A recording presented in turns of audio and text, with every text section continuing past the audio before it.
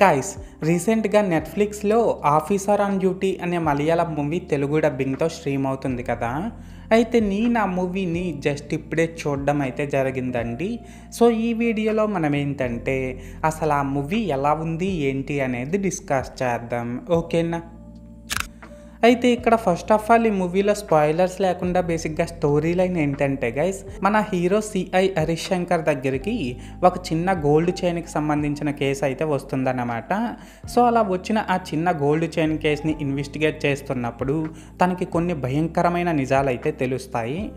అయితే ఇక్కడ ఏంటంటే గైస్, ఆ గోల్డ్ చైన్ కేసుని ఇన్వెస్టిగేట్ చేస్తున్నప్పుడు సిఐ హరీష్ శంకర్కి తెలిసిన ఆ భయంకరమైన నిజాలు ఏంటి అండ్ ఆ కేసుని ఇన్వెస్టిగేట్ ఎలా చేస్తాడు ఏంటి అనేది మనమైతే మూవీలో చూడాల్సి ఉంటుంది. సో మొత్తానికి అర్థమైంది కదా స్టోరీ లైన్ ఏంటి అనేది. అయితే ఇప్పుడు ఈ మూవీ ఎలా ఉంది అనే విషయానికి వచ్చినట్లయితే గైస్, మూవీ అయితే చాలా బాగుందండి. అండ్ ఇప్పుడు ఈ మూవీలో నాకు కనిపించిన ప్లస్ పాయింట్స్ ఏంటంటే, దీని డైరెక్టర్ ఎంచుకున్న పాయింట్ అయితే చాలా బాగుందండి. అలాగే తన story narration and screen play ఈ రెండు కూడా బాగా ఎంగేజింగ్గా సూపర్గా ఉన్నాయని చెప్పాలి. దీనికి తోడు ఒక చిన్న గోల్డ్ చైన్ కేసుని ఇన్వెస్టిగేట్ చేయడానికి వెళ్తే అక్కడ కొన్ని పెద్ద పెద్ద క్రైమ్స్ బయటపడడాన్ని ఈ మూవీలో చాలా బాగా చూపించారన్నమాట. అండ్ ఇందులో యాక్ట్ చేసిన యాక్టర్స్ అందరూ కూడా పర్లేదండి, వాళ్ళ క్యారెక్టర్స్కి తగ్గట్టు వాళ్ళు బాగానే పెర్ఫామ్ చేశారు. ఎస్పెషల్లీ సిఐ హరీష్ శంకర్ క్యారెక్టర్లో మన కొంచెక్కో బాబన్ గారు అండ్ తనకి వైఫ్ క్యారెక్టర్లో మన ప్రియమణి గారు, వీళ్ళిద్దరూ కూడా సూపర్ బ్యాక్ చేశారు.